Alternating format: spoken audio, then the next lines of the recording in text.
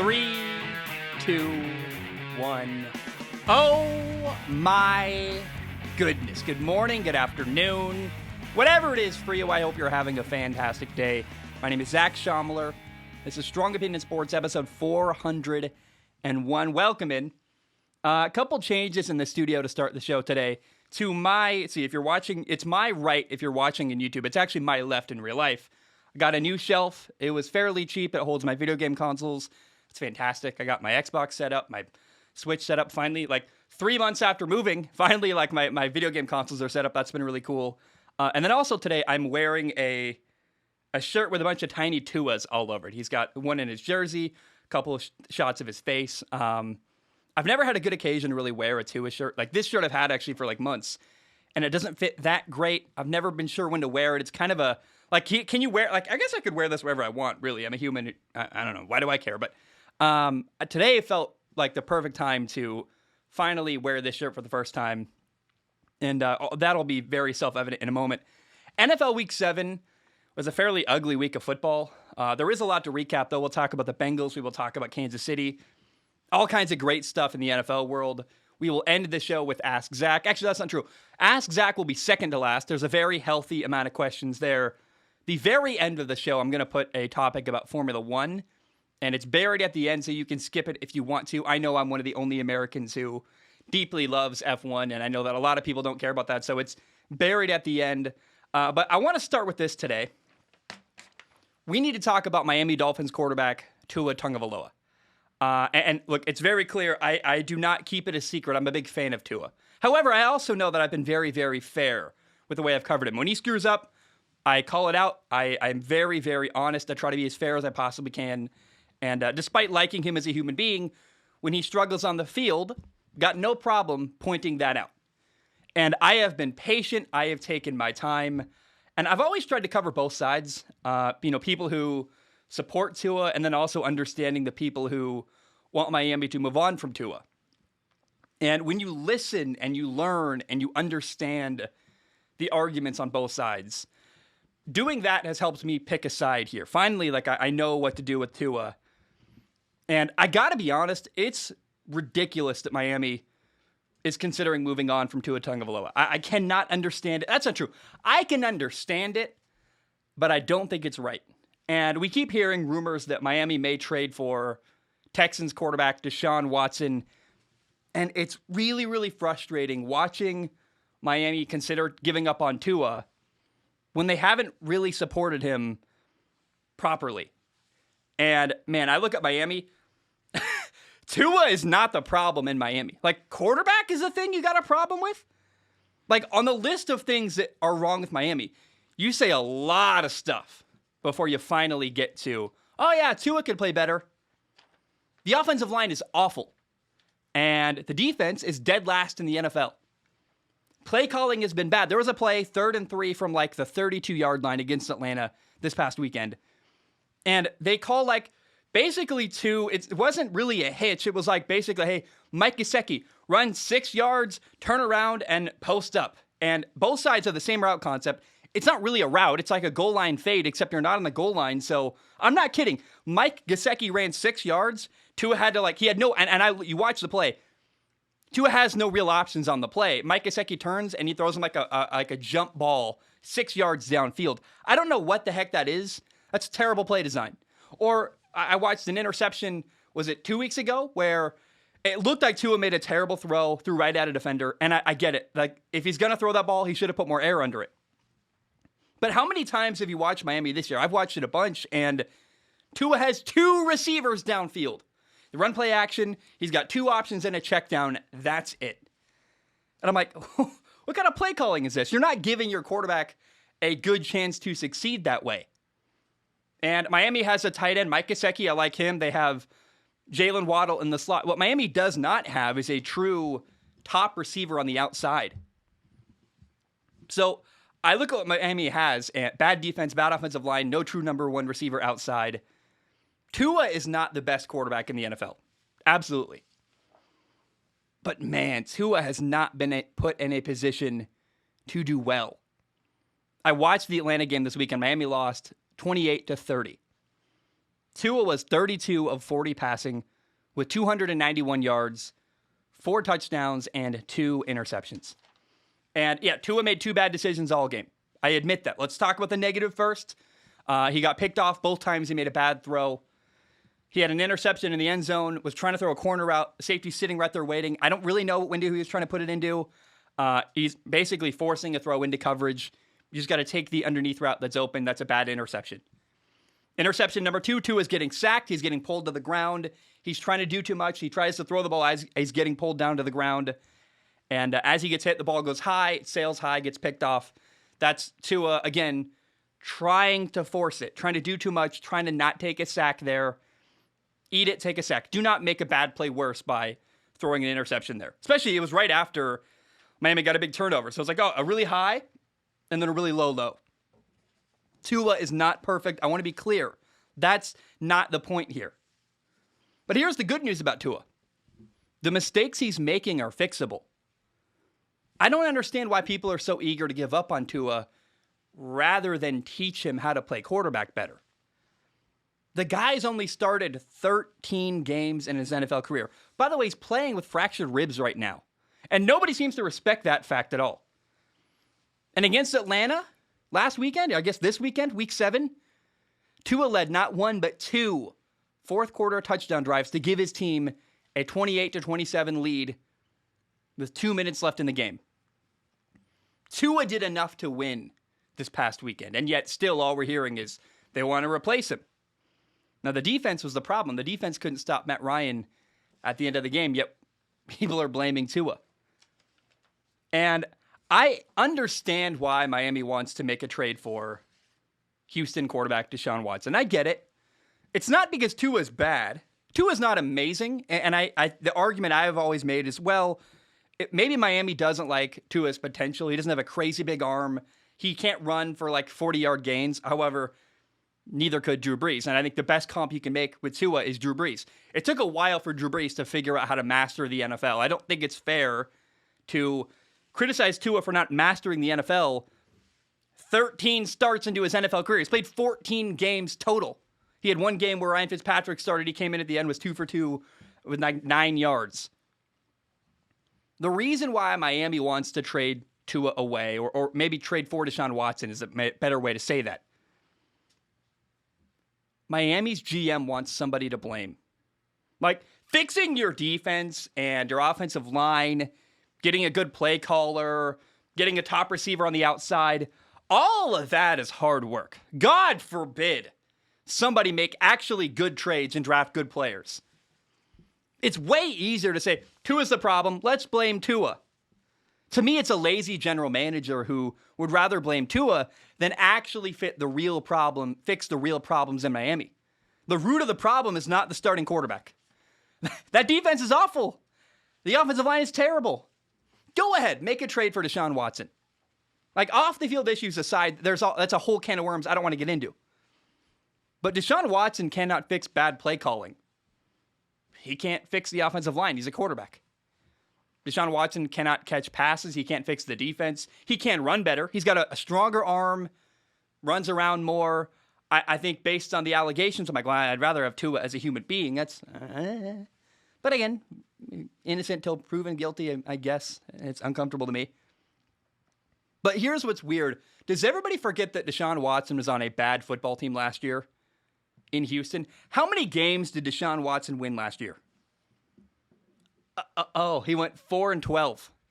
So Deshaun Watson could not fix Houston last year, but yet he's going to go to Miami and win, apparently. Like, somehow, yeah, Deshaun Watson, not an offensive lineman, doesn't play defense, can't catch passes, but that's the solution. We just get Deshaun Watson and everything's fine. No, again, it's a lazy GM. The Dolphins are deflecting blame. It's a lot easier just to blame Tua. The reality is Tua gets better every single game I watch him play. Bit by bit by bit. And by the way, let's acknowledge Tua's in a position that's really hard to perform in. Like, how do you play well when all week all you hear is rumors that your team doesn't want you? They want to replace you. The pressure's on. And Tua, I thought last week, this past weekend on Sunday against Atlanta, pressure on, has 4 touchdown passes, puts his team in a position to win. Like, maybe it's better for Tua to get out of Miami. Like, let's rescue Tua and send him to, what's a team that needs a quarterback next year? Pittsburgh, for example. Can we do that? That would probably be better for Tua, to have a team that actually seems to want him and actually seems to want to build around him and give him a fair shot to succeed. How do you blame a quarterback when your defense is horrible, your offensive line is awful, like, your play calling sucks? Miami needs to fix their team, not replace Tua. And I've been quiet. I've taken my time. I have a Tua jersey in my closet. I have this shirt. I get it. I'm a fan. I like Tua. God forbid, I think he's an awesome human being. I live in Hawaii. I love his family. I like everything I've seen. I know people that know him. They speak really highly of Tua. I'm a fan of Tua as a human being. Yes.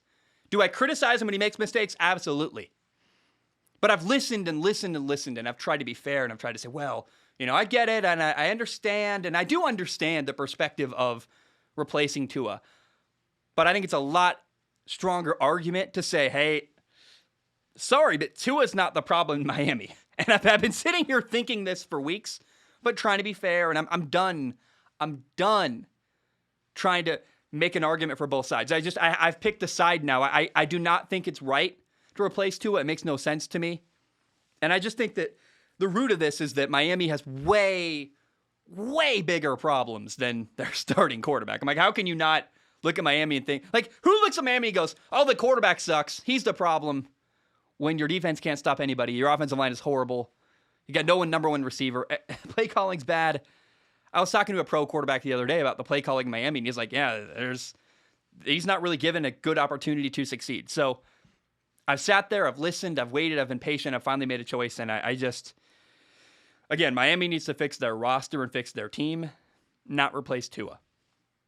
Okay, let's shift gears. By the way, in the Falcons game against Miami, the Atlanta rookie tight end Kyle Pitts was fantastic. He had 7 catches for 163 yards. I wanted to give him a shout out. Kyle Pitts, wow. Just had an amazing game. Dude is a stud. Let's now shift gears to Cincinnati. Let me drink some water real quick. The Cincinnati Bengals just beat the Baltimore Ravens 41-17. And it's a massive, massive win for the Cincinnati Bengals. I've got a lot to say. Number one, the Bengals are 5-2. So it's official. Joe Burrow has done what I did not believe he was capable of doing. He has turned around the Cincinnati Bengals. Throw a party, celebrate, have a cake, get confetti and streamers. If you're in Cincinnati, congratulations. That's fantastic. I'm very, very happy for you. I'm happy. I'm so glad I was wrong. I remember saying, Joe Burrow should avoid Cincinnati, try to not go there. I had no confidence. I love Joe Burrow. I thought Joe Burrow was the best draft prospect since Andrew Luck. I still think he might have been better than Andrew Luck. People are saying Trevor Lawrence is the best prospect in years. I'm like, what about Joe Burrow? I love Joe Burrow. I did not believe that Joe Burrow could turn around Cincinnati. Now I'm convinced he can probably walk on water. I'm a huge fan. I love the guy. I love what he's doing. Bengals fans, feel free to go to my videos, make fun of me. I don't care. I've admitted I was wrong. But I bet that beating the Ravens by 24 points in a game that probably a lot of people picked Baltimore to win, man, I have no doubt that felt really, really good. So congratulations, Cincinnati. I'm happy for you. Jamar Chase was a great pick. I got nothing bad to say about Cincinnati, which is that feels so amazing to say. Wow, things have come a long way. Now, this win does not change my opinion of Baltimore and the Ravens. We know they're a good team. They've had some big wins. They just dominated the Chargers last weekend in NFL Week 6. But it does change a little bit how I view Cincinnati. I mean, I knew they were better this year. They've had a good start to the year. They were 4-2 going into this game. But I didn't realize that Cincinnati was capable of a win like that. Beating the Bengals by 24 points. Pulling away in the fourth quarter. Blowing out Baltimore. And rookie receiver Jamar Chase had 8 catches for 201 yards, 1 touchdown. Look, the Bengals have the second best quarterback receiver combo in the entire NFL. Number 1 is Aaron Rodgers and Devontae Adams. And then number 2 is Joe Burrow and Jamar Chase. I love it. I love to see it. It's fantastic. Again, it's so much fun to watch this Bengals football team. And Ravens head coach John Harbaugh came out and said, it was the worst game we've played all year. And I agree. The Ravens did not play very well in this game. Blown coverages, giving up sacks, guys drop passes. It's just an ugly game for Baltimore. But the point of him saying that was that he was saying we can't panic. This loss does not define us as a football team. And I agree with that too. The Ravens will be okay. Remember, this was a 10-point game early on in the fourth quarter. Like, yeah, the Bengals pulled away, but Baltimore was down. I mean, there was a moment where they picked off Joe Burrow in the end zone. They bring an all-out blitz after Joe Burrow. He realizes I can't protect it, tries to roll to the right, throws a jump ball to Jamar Chase. It gets picked off in the end zone.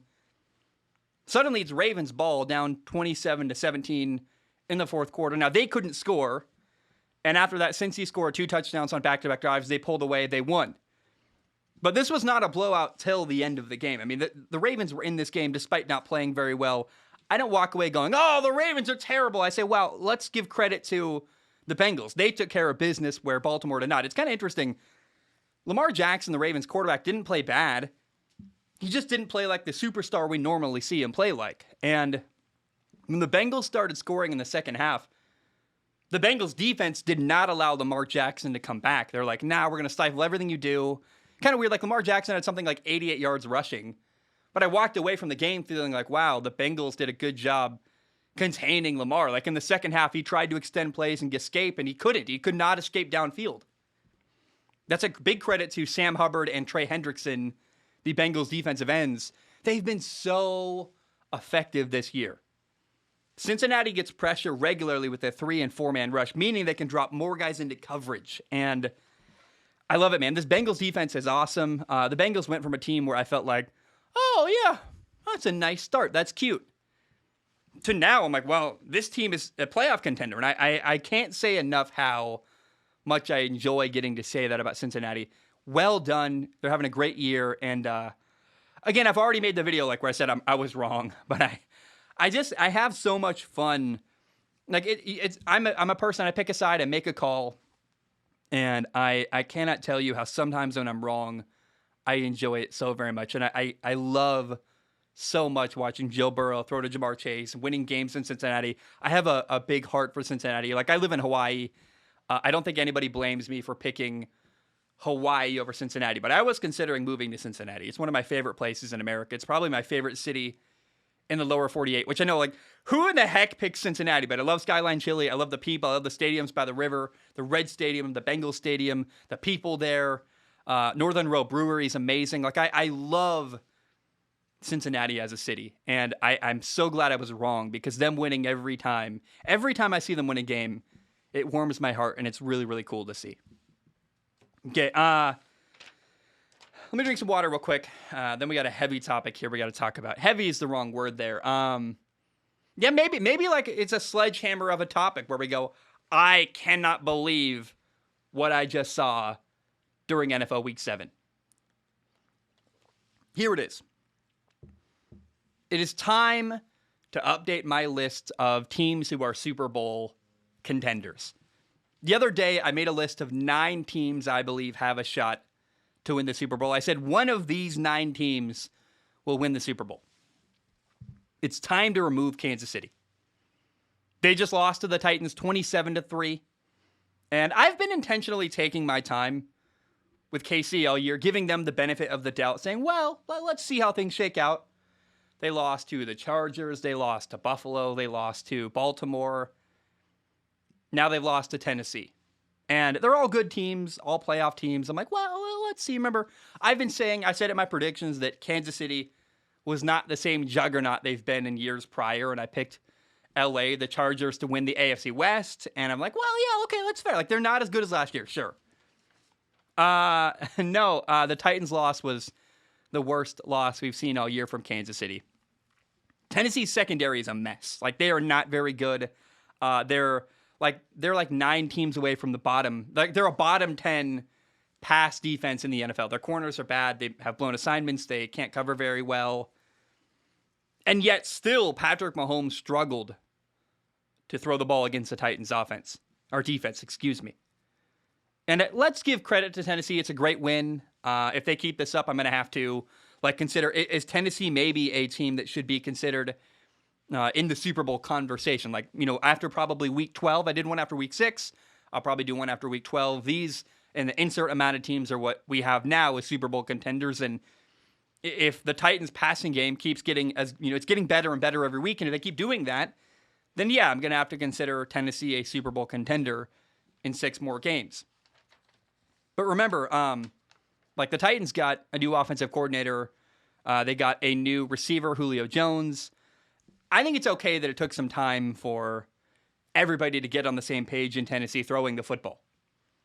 And against KC, the Titans quarterback, Ryan Tannehill, had the very best game I've seen him play all year. 21 for 27 passing, 270 yards, 1 touchdown throwing, 1 touchdown running. He did have an interception. It was kind of unfortunate. It was like the only negative play Ryan Tannehill had all game. And it wasn't really like a bad decision. It was a guy, they're trying to throw a screen pass to the running back. Defensive lineman jumps up, makes a crazy good play, picks off the ball. You're like, well, that's not really a bad play by Ryan Tannehill. That's just a great play by the defense stealing the ball. They're like, I don't know, he's running his offense and kind of ran into a wall there. It's not really a bad Ryan Tannehill play. And I look at this Kansas City Titans game. 2 things are true here. Number 1, Ryan Tannehill is getting better and better, and the passing game in Tennessee is getting better and better every week and every game. But the other reason that Kansas City looks so good throwing the football is that Tennessee. The other reason that Tennessee looks so good throwing the football is that Kansas City's defense is yikes. It's not good. Like they can't stop anybody right now. They are tied for last in the NFL with only 8 sacks. They cannot get after the quarterback. Like the 2 worst teams in the NFL at getting pressure on the quarterback are Jacksonville and Kansas City. And if you're ever on a list with Jacksonville, unless it's that one rare team that went to the AFC title game, like you do not want to be ever compared to Jacksonville.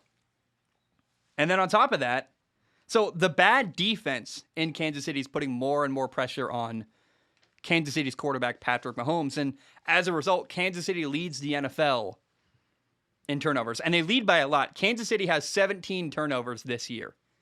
The only teams even close are the Jets, the Jaguars, and Houston. They all have 12. So in 7 games, 17 turnovers is what's going on in Kansas City. That's awful. And what I want to learn from here is I never want anybody to ever tell me that the team around a quarterback doesn't matter. We give all this praise to the quarterback position. And, we saw Tom Brady. He was falling off of a cliff. Remember that quote? In New England. He goes to Tampa, wins his Super Bowl in year 1. Tom Brady's having the best year of his career. Matthew Stafford was awful in Detroit for a year. Not awful, but never could really win. He looks great in L.A. Matt Ryan, with a great team, went to a Super Bowl. With a bad team, was awful. Had a number 4 overall pick last year in Atlanta. The team around a quarterback matters way more than anybody likes to talk about. It is really easy to go, oh, the quarterback, wow.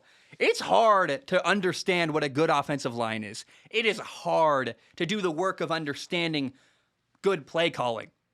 Not a lot of people can do that. Most people, especially like you see reporters that never played football in their past, and I didn't play in the NFL. I played in college. But you see a lot of reporters are guys who went to journalism school. They learned how to write really good stories, and they've never actually played football. So, of course, all they do is go, oh, quarterback, big numbers. Quarterback, lots of interceptions. Good quarterback, bad quarterback. It's lazy. It's simple analysis. It drives me nuts. Like I'm not perfect. I do my best to look at the world with a lot of nuance and share all the context I possibly can. The lesson here is that, yes, having great numbers makes you a good quarterback, but great numbers are also the product of having a really good team around a quarterback. Patrick Mahomes needs help. Aaron Rodgers needs help. Tom Brady needs help. And Mahomes keeps trying to make up for the bad team around him, playing hero. Like last year, Carson Wentz in Philadelphia was a broken quarterback, playing a lot of hero ball, trying to make up for the bad teams, the bad players around him, the broken roster, the bad offensive line. And you saw last year Carson Wentz was throwing throws into double coverage and forcing things and holding onto the ball too long. You notice this year in Indy with a different coach and a better offense around him, Carson Wentz isn't making the same mistakes he made last year. Well, now we're seeing Patrick Mahomes make those mistakes because the team around him is not as good. People often overlook how important it is to have a good team around you. And I look at the rest of the schedule for Kansas City ahead. They play the Packers. They play the Raiders twice. The Raiders are really good. They're 5-2. They play Dallas. They play the Chargers. They play Cincinnati. Best case scenario, Kansas City is going to win 8 games this year. Right now, I'm going to update my prediction. I believe Kansas City is going to go 7-10. So 3-4 right now. Winning 5 more games on their schedule. I don't know. If they can find a way to beat the Broncos twice, if they can beat Pittsburgh, which feels like a big ask, and if they can beat the New York Giants, then you will have Kansas City at 7-10. If they can steal a win from maybe the Raiders, then they'll get to 8 wins. Remember, the Raiders lost their head coach. That feels like a team that could be vulnerable enough to lose to Kansas City.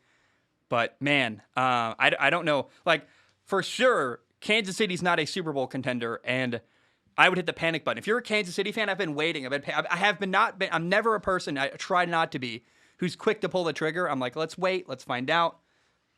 And then after enough examples, I go, well, here's the reality. And then I lay down the hammer. And sometimes people say I'm too early. Sometimes people say I'm too slow. I don't really care what anyone thinks. I'm ready to pull down the sledgehammer on Kansas City and go, yeah, this ain't good. I don't even really know how to fix it. I mean, they've got a massive contract to Patrick Mahomes. They've got a lot of people to pay. They've got problems galore. And there's no world right now where Kansas City is a Super Bowl contender. Now, the only thing I've left to say is, the question really is, can Tennessee keep it up? Tennessee has got a great record right now. They're winning games. It's been fun. They just dominated Kansas City. I mean, they were up 27-0 at halftime. And what I really want to see from Tennessee is if they find themselves down 2 touchdowns or 17 points in a game, can the passing game, my voice cracks. Can the passing game in Tennessee, it's like the second time in 2 weeks, by the way, where my voice is cracked really badly. Can the passing game in Tennessee with Ryan Tannehill bring Tennessee back into a game? Like, if somehow another team takes away their running game or they're down by 17 points, can Tennessee throw to win? And if they can, if Ryan Tannehill can throw the ball for 300 yards in a game and bring them back down 17 at some point this year, that'll be the moment where I go, this team is a Super Bowl contender. And we'll see. Maybe they just win 6 games in a row now and they're 10-2 to start the year. Then that will also be enough to put them in the Super Bowl conversation in my mind. I'm in no hurry to proclaim them a Super Bowl contender, but we will see how things go down the road. And I'll be honest, if I was the offensive coordinator in Tennessee and I was losing by 17 points in the third quarter, right? A lot of time when that happens, teams go, oh, we got to change our approach, got to start throwing the ball more. We don't want to take a lot of time off the clock. I'd go, I don't know, man. I would run my offense. Like, I'm not going to compromise what I do. Why change what you've done all year so well? If your strength is running the football, I don't care if Tennessee's down 21-0 in the third quarter. Run the ball. That's what you do. That's what you're good at. Why would you expect to succeed by suddenly doing something you're not comfortable doing or haven't done as well all year? I don't understand that. So I would not compromise my offense and abandon the run if I was Tennessee, even if I was down 21-0 in the third quarter, because I would be like, look, yeah, we're going to throw the ball. We're also going to run the ball. That's what we do. We run play action. We throw the ball intermediate levels, and we run the ball heavily. That's how we run our offense. I'm not going to compromise there. But I am curious, like, is Kansas City's defense the reason why Tennessee's passing game looks so good? Or is Tennessee genuinely, which I think it's a little bit of both. I think Kansas City's defense is terrible. A.J. Brown went off, had a huge game, like 133 yards receiving or something like that. I think it was 8 catches, 133. Someone could look it up. I don't trust my numbers there. That's probably wrong. But I look at Tennessee and go, they're getting a little bit better throwing the football every single game. Adding Julio Jones definitely helps. He didn't play a lot this year. But that will be something to keep track of for Tennessee the rest of the year. And I think I do have let's see, I might have one more thing to say. How do I put this? Is it possible, did maybe Patrick Mahomes buy into his own hype and take his foot off the gas a little bit? I mean, he had a ton of success early on in his career. Patrick Mahomes succeeded almost immediately. Yeah, he sat out a year, but when he became the starting quarterback, like bang, fantastic, won MVP, won a Super Bowl the next year. I wonder, did all that early success, maybe, and hypothetically speaking, this is a theory. I'm going to put it out there because it's better to say a theory than have it live in my notebook forever and never get said out loud. Did maybe all that early success, winning a Super Bowl, winning an MVP, almost immediately in his career, did that maybe give Patrick Mahomes a false sense of security? Like, did he always think it's going to be easy like this? It's food for thought. Drew Brees got traded from LA, from San Diego. Remember, he was with the Chargers, and they replaced him with Phillip Rivers. Drew Brees had a painful loss in his career that set him back a bunch and gave him a real chance to dig deep and become a Hall of Fame quarterback in New Orleans. Aaron Rodgers sat down on the bench for years behind Brett Favre. And that's a tough act to follow. Tom Brady didn't start immediately. And Tom Brady was drafted in the 6th round. No one believed in him. Patrick Mahomes was not a 6th-round pick. He was never traded. He was never behind a Hall of Famer like Brett Favre with a bunch of people in your fan base angry that, you shouldn't be the quarterback in Green Bay. Like, a lot of people were very angry when Brett Favre got replaced in Green Bay. Here's my point. Did Patrick Mahomes always have it easy? Is there maybe a lack of adversity in his career, in his story, where he never had to go, I'm going to get really good at every little detail? He's always been bigger, faster, stronger. He's made it work in the NFL. Kind of a carefree, very loose vibe. Is this year, and maybe let's spin it a positive way, maybe the struggle Mahomes is going through this year is that moment for Mahomes where it is that moment getting drafted in the 6th round for Tom Brady, getting sat behind Brett Favre, getting traded to, having your team in San Diego not want you. Maybe this year is the adversity Patrick Mahomes needs to get better at attention to detail. I like that thought. I like my theories. It's better to say them out loud than put them in my notebooks and bury them forever. So I just wonder, again, maybe did Patrick Mahomes buy into his own hype and off the field, he's in a lot of commercials, and that's not entirely fair to criticize. I would want to make money if I was him too. But did maybe Mahomes take his foot off the gas just a little bit and feel safe and comfortable? That's a fun thing to ponder for Patrick Mahomes and the rest of his career moving forward.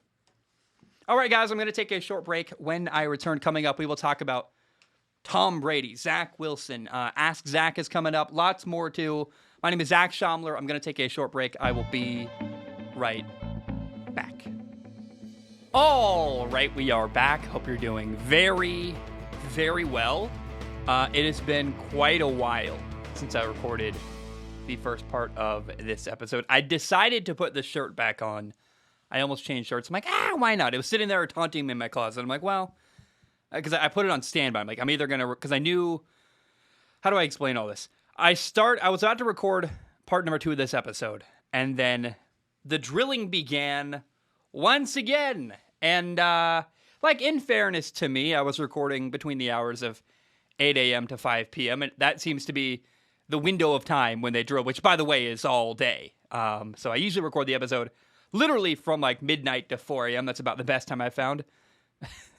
It's insane, but you'll never hear me. You will never hear me complain about my living situation here. I live in Hawaii, first of all. That's amazing. I live near the beach. Also amazing. I also pay less here than I used to in the Portland, Oregon area. So, and I was in a suburb of Portland. I wasn't even in Portland. So, the fact that I have the deal of a lifetime here, I'm going to never, ever complain about that. I will say it's a bit, to call it a bit inconvenient is an understatement. To not have any warning or know when they're going to be randomly drilling into the walls and destroying. I swear, it sounds like every day they're demolishing a new shower, and I'm like, that's not possible. There's no way. I don't understand. But rant aside, so anyway, I was like, well, I took the shirt off, hung it up, I put it on standby. There's a part of my closet that kind of is different from everything else, and shirt's kind of alone out there. I'm like, I could either put this on or different polo. And I'm like, I'll leave the Tua shirt on. Like, why not? It's kind of fun. By the way, during the standby, I ended up putting out the 3 breakouts from the beginning of the episode. So on YouTube, there's already the videos out about Patrick Mahomes and the Bengals. And what did I talk about? Tua to start the show. Now, one fun thing. I know I'm talking a lot here, but it's my show. I can do whatever I want. I played the game Hot Wheels Unleashed. I got a new TV. You'll hear more about that down the road with a sponsor. But I got a new TV. It's amazing. It looks beautiful. But I've been playing Hot Wheels Unleashed on there. It's a video game that, man, it takes me back. That game is so much better than it has any right to be. It's a fun racing game. Me and my fiance play it. You can build tracks. It's like, it takes me back to my childhood playing like Speed Racer on the PlayStation 2. So if you're out there, you're like, hey, I love racing games. It's just a fun arcade racer. Hot Wheels Unleashed is amazing. Let's now talk about Tom Brady. How's that for a weird, crazy transition? 7 games into the 2021 season, Tom Brady has 21 touchdowns, 3 interceptions. He's thrown for 2,275 yards. He leads the league in passing. And it looks like this year is going to be comparable to the 2007 season he had, throwing to like Randy Moss and Wes Welker, when the Patriots went undefeated. Remember, Tom Brady is 44 years old. It's unbelievable what he's doing. I really think, and I feel like I say this every episode, so I apologize if I'm getting repetitive. But I just feel like there's not enough focus on how incredible this is. And I'll break down why it's less impressive than it might seem. There are reasons to explain away what's happening. But my goodness, I mean, it's still, I just don't know that we're ever going to see this ever again. And I've talked to multiple people in the last couple of weeks, and I was talking to my buddy Riley Hennessy. His episode, his interview, it's like 2 hours. Part 1's coming out very soon, and he talked about how there's just not going to be another person probably ever who's as dedicated to the quarterback position as Tom Brady. Like he never takes a day off ever. Maybe like once a year you see him celebrating a Super Bowl. That's it. But I just think that this offense in Tampa this year in 2021. 14 years, by the way, after the 2007 season, which is, that's crazy to think about. Like, Tom Brady's career is older than a lot of people that probably listen to this show that are in college. That's absurd, by the way. But 14 years ago, Tom Brady, undefeated season, broke pretty much every passing record. I think the 2021 Tampa Bay Buccaneers offense might be even better than that 2007 Patriots team. The defense is not as good. I mean, there's a reason that team went undefeated back then, and this team obviously is not going to. They already lost a game. But man, I wonder, here's where I think you can explain away what's happening. I wonder if there are any like quarterbacks who have retired and are looking at what Tom Brady's doing going, man, because a lot of quarterbacks retire, like Peyton Manning couldn't. Peyton Manning's body broke down. So did Drew Brees' body, by the way. But a lot of quarterbacks, when they retired, I'm thinking guys like Troy Aikman and, Joe Montana even, like, could still throw the football. A lot of those guys, their bodies broke down because they couldn't take any more hits. But that era that played in the 80s, that played in the 90s, when their careers came to a close, it was because, my body, I can't take any more hits. Tom Brady never gets hit. Part of that is that the rules have begun to protect quarterbacks even more. Part of that is because Tom Brady says, I'm going to throw the ball away. I'll take intentional grounding penalties before I will take a hit. So the rules, Tom Brady's style of play and the rules keep Brady more safe than ever before. But then also he has amazing weapons. Here's what's crazy. Tom Brady has a Madden team around him in Tampa. Mike Evans at receiver, Antonio Brown, which, by the way, Antonio Brown is the most, not talked about story in football. Like, he has problems off the field, comes to Tampa, and if you said a couple years ago, Tom Brady is going to be throwing the ball to Antonio Brown, I would have said that's going to be the biggest storyline in the NFL. That's unbelievable. And no one, it's totally it's not talked about. And by the way, Antonio Brown, I think people don't want to talk about him because it makes him uncomfortable because he's got all kinds of crazy stuff off the field. I get that completely. I don't want to talk about Deshaun Watson. I hate talking about that stuff. But let's be clear. personal stuff aside, Antonio Brown is incredible. Like, he's still playing at a crazy high level, and I feel like it's just totally going unnoticed and underreported. So he's got Tom Brady has Mike Evans, Antonio Brown, Chris Godwin. That's already an amazing cast of receivers. Then you realize, he's got not only Cameron Brate, a really good tight end, and O.J. Howard, but by the way, he's got Rob Gronkowski. It's like, what? 6 premier targets in the NFL for the greatest quarterback of all time. Why is that not mentioned? Like, how insane it is what Tom Brady's built. Now, Tom Brady, and this is why I think Hall of Fame players might be kind of like, well, imagine if other quarterbacks that had to retire early had that kind of ensemble around them. Like, what if Eli Manning played with this group of guys? I don't know. I don't know, but I'll tell you what it really felt like at the end of the Eli Manning era. He didn't really get all the support he deserved with that football team. And Tom Brady's smart. He went to a football team that has a loaded roster. Good for him. And the level of execution this year is unreal. Like, Brady is so far ahead of where he was last year. Like, Tampa is really achieving their potential as a football team. And we saw flashes of what was possible in the Bruce Arians offense in the 2019 season with Jameis Winston. Remember, he had 33 touchdowns and 30 interceptions. But we saw like what they were capable of at like the top level, but also Jameis did not execute at this kind of level. Brady's attention to detail took this offense to a whole new level. It's really crazy what's happening.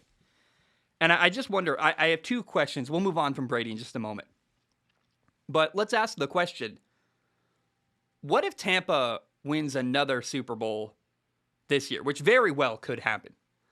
I don't know. I don't know why I feel like they're not the favorite. I hesitate to call them the favorite. They won last year. Their team's better than last year. Like, so it makes logical sense to call them the favorite. Maybe it's because their secondary is injured. I don't know. Maybe it's because I'm bored. Like, I dare I say, and I'm like the biggest fan of Tom Brady ever. He inspired me heavily as a kid. Even I'm kind of like, well, can we get somebody else in the can anybody else get to a Super Bowl and win? I'd like to see that, right? I'd like to see more names mentioned. Like, I want to see Justin Herbert or Josh Allen or Lamar Jackson or Dak Prescott. Dak Prescott would be so cool to see win a Super Bowl.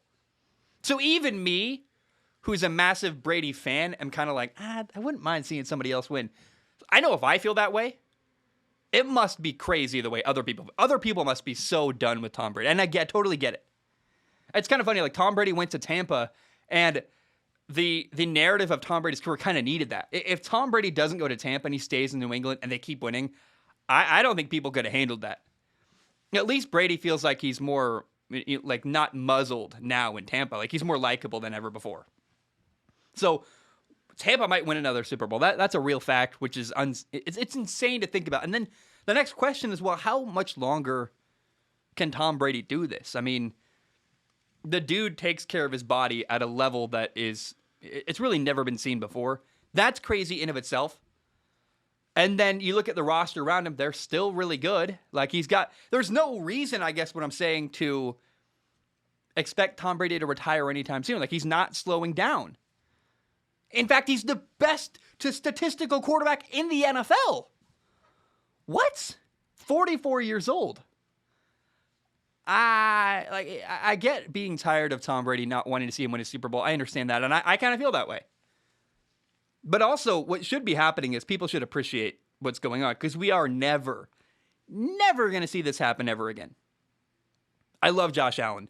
I love Justin Herbert. I like Zach Wilson. I like Derek Carr. I like Kyler Murray. Everybody, Russell Wilson, everybody I just listed is not going to be leading the NFL in passing at 44 years old after 7 NFL games when they're that age at 44 years old. That's not going to happen. Kyler Murray, when he's 44, is probably going to be retired. We're just never, ever, ever going to see this level of sustained success ever again in the NFL, the quarterback position. It blows my mind. It's unbelievable. And I feel like it's actually not talked about enough. Okay, there was a really cool moment at the end of the Buccaneers-Bears game this past weekend. There was a kid, he had a sign, it said, "Tom Brady helped me beat brain cancer." And a lot of people here, I might even read that. Some people they're not very fun, And they're like, well, Tom Brady didn't cure his cancer. Whatever. People find inspiration in whatever ways work for them. But what I thought was so cool is there's this young kid. Like, I mean, this guy is younger than Tom Brady's kids, by the way. Like, this kid is a young, I don't know. It's crazy. I can never actually tell how old kids are. I don't have my own kids, so like maybe when I have my own kids, I'll be like, oh, that kid's 10, because I'll just know what my own 10-year-old looks like and be able to compare and contrast. I don't know. But there's this young kid holding up a sign, Tom Brady helped me beat brain cancer. This kid had to deal with brain cancer as a child. It makes me feel horrible thinking about that. And then Tom Brady did such a small thing. He went over and shook his hand and said hello. I think he handed him like a hat or something. I don't really remember what happened. I think he handed him a hat, probably. It sounds about right. Either way, for Tom Brady, it's such a simple 30-second interaction. It's so easy and low effort for Tom Brady. And then for that kid, that had to be deeply meaningful. That like, you're here. I never had brain cancer. You know how much that would mean to me? Let alone if I was, because I talked to my buddy who dealt with cancer. He came on my show. Go to Flawed Humans, watch the Dane Santos episode of Flawed Humans on my other channel. And he talked about how when you have cancer, you find anything you can to motivate you.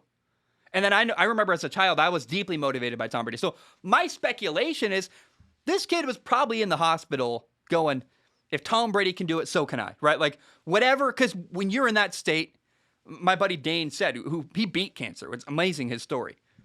He said, you find anything you can to motivate you. So this kid had this deeply motivating person, Tom Brady, come give him his time for like a minute of his life. And again, for Tom, that's so simple. For that kid, that's deeply meaningful. And I'm getting goosebumps. It actually made me, I was in bed with my fiance looking at that. I almost said wife, which I'm basically my wife. And I'm showing her this Instagram post from CBS. I'm like, look at what happened. And it made me tear up because I'm like, man, it's so simple for one party. Like for Tom Brady, that's so easy to do. And for that kid, that matters so much. And it's kind of a reminder that in our everyday lives, like, first of all, you never know what someone else is going through. Like, if someone's mean to you at the store, I had an interaction the other day where some guy was just, oh my gosh, he was so mean. And my initial reaction was like to arch my back and like kind of go, what's F you, man? Like kind of get mad. And then I caught myself. I'm like, wait, well, hold on. We don't know what's happening to this guy. This guy at Costco could have just lost his job. Maybe his wife served him divorce papers. Maybe his kid died. Maybe he found out he's got cancer. We have no idea what's going on. Maybe he was just a dick. Like, that's possible too. But man, I'll tell you what, I tried to just smile and take it like a man. And first of all, I'm proud of that because I think old Zach would have gone, oh, really? Like, I would have really, I love that in New York. If you hold the door open for someone and they don't say thank you, you go, you're welcome. Like, you have that kind of snide. And I've tried to remove that energy from my life. Like, I'm good. I don't need to. I don't need to take 30 seconds of my life to be mean to somebody else. In fact, I'd feel better in my day going, yeah, I was kind for a couple seconds. It makes me feel better about my life and about myself. And so I just want to remind you guys, the same way Tom Brady, because I always look at Tom Brady and see that's an example of something I can copy. In your own life, think of how easy it is to be nice to someone for 30 seconds. If someone screws up your order at McDonald's, for example, it's easy to go, what the heck, man? I ordered a large fry. This is a medium. And really, like, lay it on to that employee and be rude to them. But that's a person making $10 an hour. Like, I used to work those jobs. So I just think we got to have, our whole society has to have more empathy and a little more patience, a little more understanding. There's a time and place to arch your back and defend yourself. Absolutely. 99% of situations are not that. Most of the time, if you're kind and empathetic, that's the better way to go. And I just think that Tom Brady, I look at this and what I see is Tom Brady taking 30 seconds out of his life to be nice to someone. And it was deeply meaningful to that kid. And I just encourage everyone listening, in your life, if you can, try to find those 30 seconds where you can be nice to someone or kind to someone. And man, you never know the impact that can have. You never know. And I know that when someone's mean to me, I think about it for days. Like, it lingers in my mind. Sometimes I can't even talk. It sometimes can ruin your day. Thank goodness. Jeez, I couldn't even say that. I don't want to ruin anybody's day. And on the flip side, maybe your smile here and there never gets noticed, but maybe it does. And maybe it makes someone's day or helps them when they are going through a divorce or they are going through a breakup or they do have cancer. You just never know. And I want to encourage everybody, be really kind to each other. You just never know what someone's going through. Rant is over. You're welcome. I need some chapstick. Actually, let me cut real quick. Give me 1 second. All right. Now that I've talked about Tom Brady for 30 minutes, I think people think I idolize Tom Brady. That's not true. I mean, you certainly live and learn your lesson from a guy like John Gruden. But look, I see so many examples in Tom Brady's life that I can emulate and copy and make my life better. And I don't think you should put anybody on a pedestal, but you definitely can take and pick and choose the good things you see other people doing. And I know that Tom Brady is one of the most influential people in my life because he does so many things that are worth emulating and stealing from and copying. So, look, with anybody in life, take the good, leave the bad. And Tom Brady, there's a lot of good you can take from his life. I find that, look, that dude is rich. That dude is very successful. That dude seems like a good father. Certainly seems entertaining to listen to. And people like that, you can learn a lot from.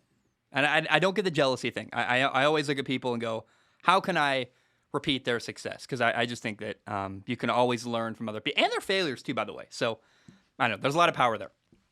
The Raiders won on Sunday. They beat the Eagles 33 to 22.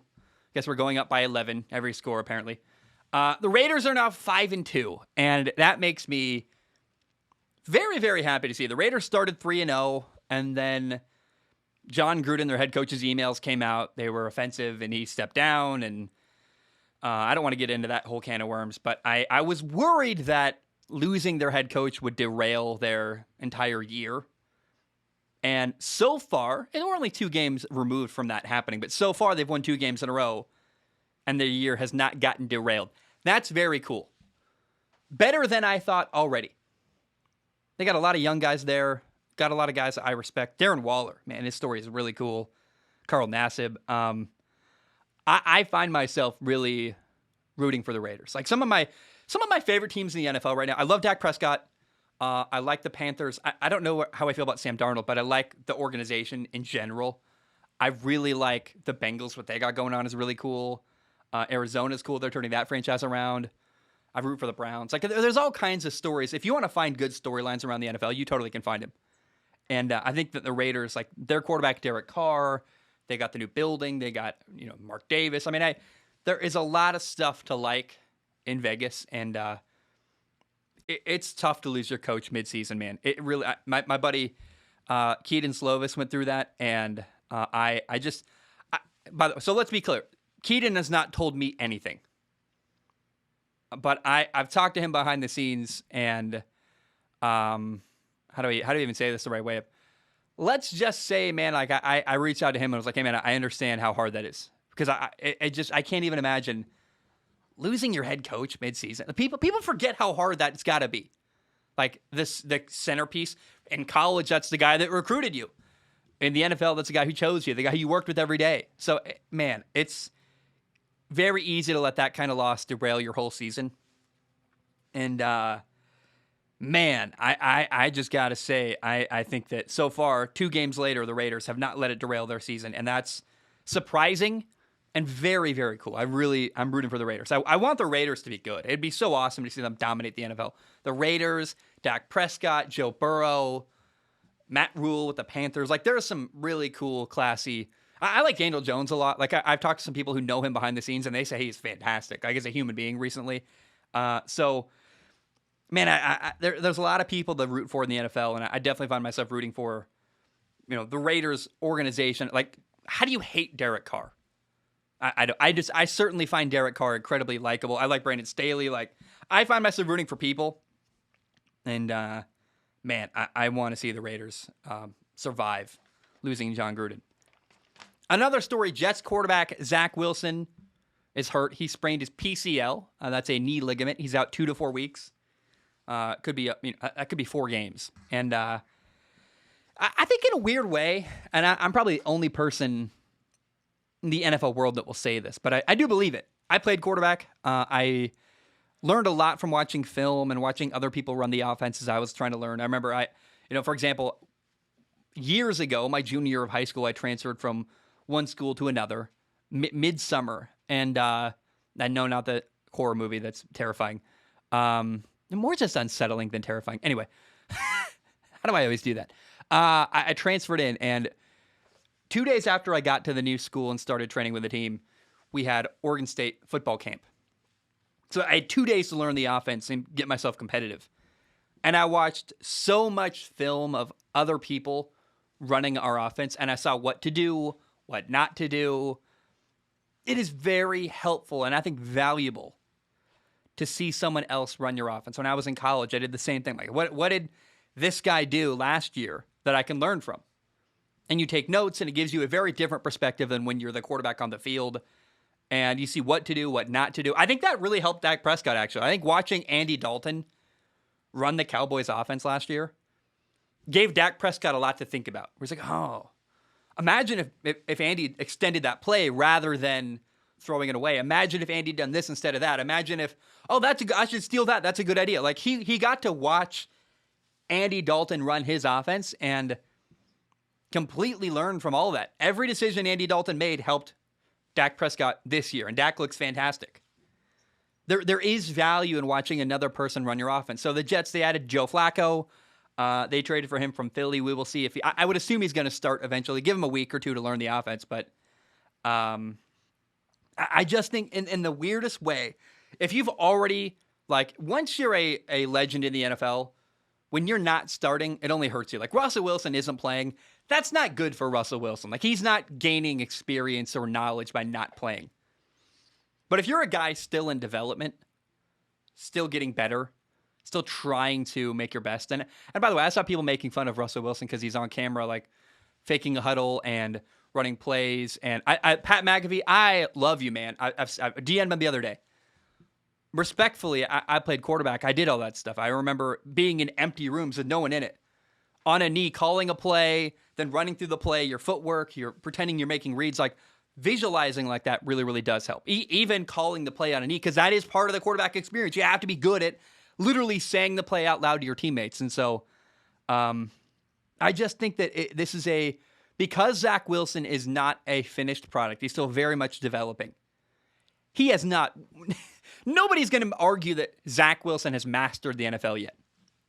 Because of where he's at in his development, it could be very helpful for him to have played a little bit, to know what it's like, and then watch another person run the same offense as him and see what to do and what not to do. I think this could be a very, very good couple of weeks in the development of Zach Wilson, and he could be much better on the other side of an extended break, not playing due to an injury. Thank goodness it's a minor injury. That's really good. I did see a funny tweet out there. Someone said, well, Peyton Manning's interception record of the most interceptions as a rookie, Peyton Manning's record is safe now that Zach Wilson is injured. I thought that was kind of funny, but all in all, I really think that Zach Wilson might benefit from missing a little bit of time and watching from the sideline and watching a lot of film. Okay, Mike Tomlin, the Pittsburgh Steelers head coach, got asked a question about, the gist was like, hey, have you ever said anything that might make people like Ryan Clark speculate for you as a potential candidate for a college football job? And I've seen, and these are not really good journalists, as most people like me who make opinions.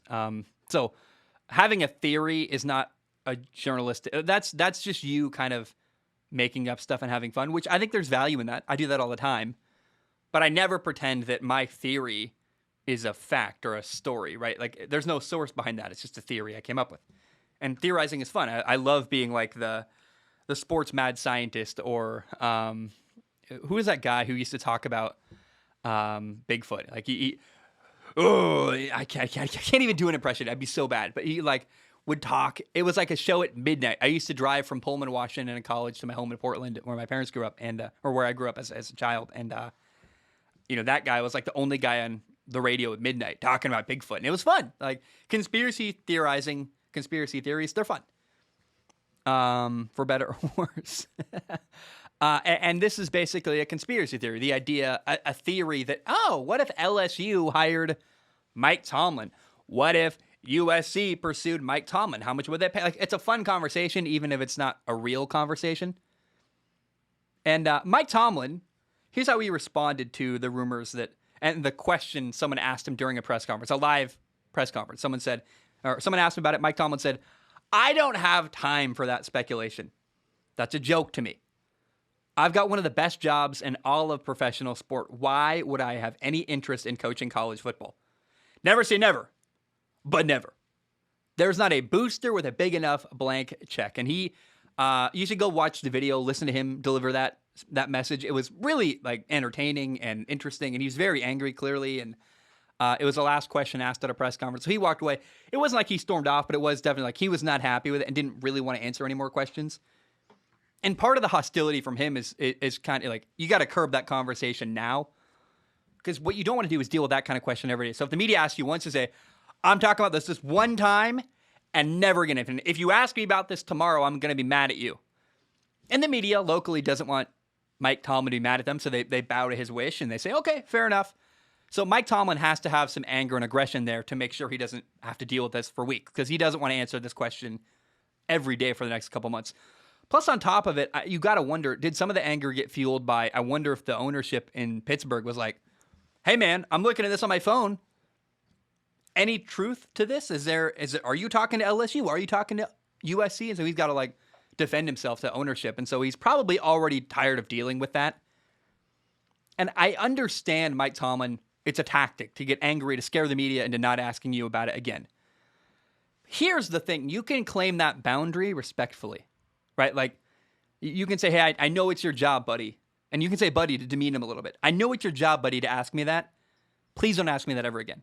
I'm not leaving." And you can say all that peacefully rather than getting angry.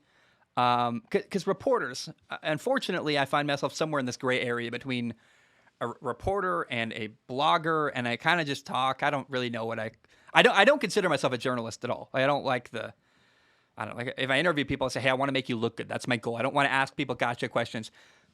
But let's be clear, like, you do have to ask that question. I mean, I think it'd be disingenuous. I don't ask that question because I feel a sense of journalistic integrity. But if Mike Tomlin came on my show, I'd be like, "Hey man, are you going to USC? Like, what's happening there?" Because your audience wants to know about it. Like, and there's this culture in the sports world now where we're being really soft to the way we ask athletes questions. And you have to do that because you don't want guys to not come on your show. But if there's like a big elephant in the room, it's kind of weird to ignore it. And you can ask the question and have the guy say, "I don't really want to talk about that." And you say, "All right, fair enough." And then don't press the issue. That's fine. But like, it's a reporter's job to ask that question. And I thought it was a bit interesting that he was so hostile. It's like, I'm like the only person in the world that's like, "Hey, by the way, like, he does have to ask that." And most people are like, "Oh, you should never ask him that." It's like, no, you should. That's your job. And let's be clear about that. Like, a lot of people, I'm going to mention Pat McAfee again. Pat McAfee has very light softball interviews, and that gets him a lot of guests because no one's afraid to come on a show because they know he's not going to ask him about the elephant in the room. But I think you don't have to be Colin Cowherd and come out and like punch somebody with the way you ask that question. But you don't also there's one extreme, which is Colin Cowherd, who says like, he asks it in the most aggressive way possible to get a good response out of you. And that's the journalistic integrity coming out. And then there's Pat McAfee, who will not ask that question at all. And I'm not calling anybody out. I love Pat. Like, I really respect him. He's a titan in the sports media world. But somewhere in the middle is asking the question in a way that can be heard and listened to and doesn't trigger anybody and isn't. You can ask a pointed question in a way that doesn't make someone get defensive or feel a need to end the interview. And also, I haven't listened to a lot of Pat McAfee interviews. The couple I've seen, like when the Packers had a big loss, I remember Pat McAfee asked him about that question. Like, so maybe I'm wrong. I don't listen to a lot of Pat, but I see what he does and I respect what he does. But like in this scenario, when you see a lot of former players becoming, talk show hosts, there's this whole like trend in the media to not ask tough questions. And I would push back and say, just ask the tough question in a way that doesn't make anybody defensive and gives them an out to not answer it. Like, ask it in a fair, kind, respectful, gentle way, and it's all good. But you have to ask certain questions because it'd be disingenuous not to talk about the biggest story in the world, regarding that athlete. Okay. man, I hope that probably right there is like a lot of athletes are like not coming on Zach's show, but I don't know. Like I want to make people look good, but also like let's acknowledge the stuff that really happened. I don't know. It's time for Ask Zach. It's my favorite part of the show. Ask Zach is where I read questions from the audience. In case you do not know how it works, you go to patreon.com/Zach Schaumler. You give $1 a month. You can give more if you want to. Please do. It literally helps pay my rent, but $1 a month gives you access to submit questions on Patreon. Now, if you submit a question on Patreon, I do not guarantee to read it on the show. My only guarantee, I look at every single question with my eyeballs. I pick the top couple to read at the end of the show. And a lot of good ones were submitted today. I remember thinking like, man, there's not, I posted it early Sunday morning and like Sunday at noon, I checked. I'm like, not great. Like I want more questions. And then between when I looked at it and this morning when I prepared it, I'm like, oh, wow. You guys stepped up. A lot of good questions are here. And the first one is from Ben. He says, this might be an unfair question, but do you think the NIL name, image, likeness deals got to the heads of Spencer Rattler and DJ Uiagalelei? Good spelling. I think you got it right. I know in Rattler's case, it's more of pride and entitlement, but I've seen the same Dr. Pepper commercials with DJ way more times than I've seen his highlights making plays. I'm all for college athletes profiting off their NIL, by the way, which is why I kind of feel bad asking the question. The question just came to mind. Thank you for your time. Glad you like Dune. Watch more of Dennis Villanueva's, I say Villeneuve, but I've also heard Villeneuve. Villanueva is how you say that. I don't know what that means at the end. Films. Ben, I don't want to criticize someone for making money from sponsorships. I try not to take sponsorships from trying to. I don't, and I don't know. That might get challenged someday. I'm not totally closed, but I currently don't feel comfortable taking money from like gambling. I don't like it. It's not my thing. I don't think it's right to play with money, and I feel uncomfortable with that, and I don't want to encourage anyone to potentially lose a lot of money. If I lost people money, I'd feel horrible. But for the most part, taking sponsorship money doesn't hurt anybody because there's no loser. Like, it's a company that has money to spend. They might as well spend it on you. Like, if you're making deals and you're flipping products, like that's often you're giving someone a bad deal, usually. Like scalpers selling PS5s for $1,500. That's not really like a super clean way to make money. Getting money from a company to talk about their product is pretty like low impact, doesn't hurt anybody. So I definitely want to do that. I don't want to criticize anybody for that. And then like Aaron Rodgers, Pat McAfee, they do a lot of stuff like that for State Farm. Their commercials are great. I love the Aaron Rodgers as a game show host. I love Aaron Rodgers. What if I made music? Would I still get the Rodgers rate? Like that kind of stuff is really fun. But when you see a guy like DJ Uiagalelei, who really hasn't been a starting quarterback in college football yet, get massive amounts of money and big national spots to talk about Dr. Pepper, it's pretty clear there was an expectation he would be a really popular, very successful college quarterback. And he got benched last weekend. Came back in the fourth quarter, but that's really more because the backup was that bad, not because DJ was so good they had to give him another opportunity. And Spencer Rattler, there's an expectation he was going to be the number one quarterback taken in the 2022 first round of the NFL draft. And so the bigger question has to be, I don't think taking money is bad, but did it become a bigger focus than the game this offseason? With Spencer Rattler giving all of his time and attention to managing brand deals and sponsorships. Like, here's a real thing, by the way. Part of why I don't have very many sponsorships on the podcast is simply because I don't check my email. Like, it's a lot of work to get sponsorships. Like, I'm not kidding at all. It's just hard. And I'm like, I make enough money, and I'm very lucky to be able to say that. I could use more, but if I spent all my money, like, getting sponsorships, I would never have time to make content, and I way prefer making content than answering emails. And so if you only have so much finite time, my point is it's not simple. It's very complicated. Companies come in with all kinds of rules and restrictions and technicalities. They want you to sign contracts, you got to do this, you got to do that. It can be very time consuming. And Spencer Rattler, used his name, image, and likeness and got a lot of deals. And I know he got an agent. I know there's someone helping him, but still, man, that could be something that took a lot of his time and attention this offseason and hurt his game. He's walking around campus with like a ton of money, a nice car, a sense of entitlement. Also, his time is divided. Like, I don't know that Spencer Rattler focused a lot on, I'm sure some on football, but I think a lot of it also was trying to like get brand deals, which is not really a good use of your time if you're trying to make it into the NFL. Like, it's better to make money because you were the number one pick in the draft than because X body wash company wants you to hawk their product. So, yeah, man, like my job is to talk about sports, not to talk about products. So I don't give a lot of my time and energy to finding brand deals.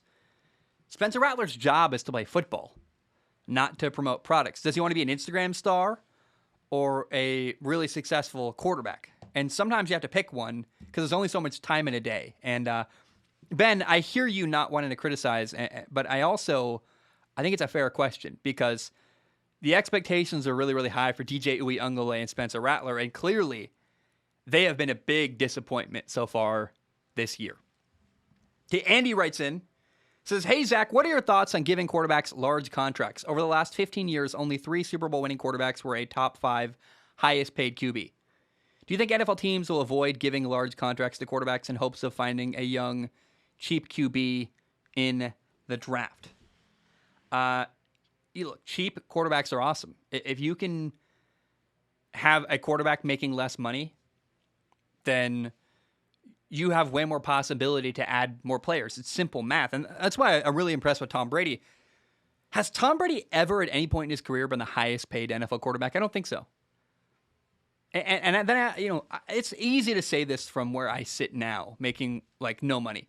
I live in a tiny apartment. I've got mostly crappy. Like I've got a chair that was in my living room for a long time. That's like literally like an outdoor chair. Like I'm broke, bro. Like I got no money. So it's easy to say that from here, but from where I sit here in a tiny apartment, I go, well, man, I would not complain if I got $15 million.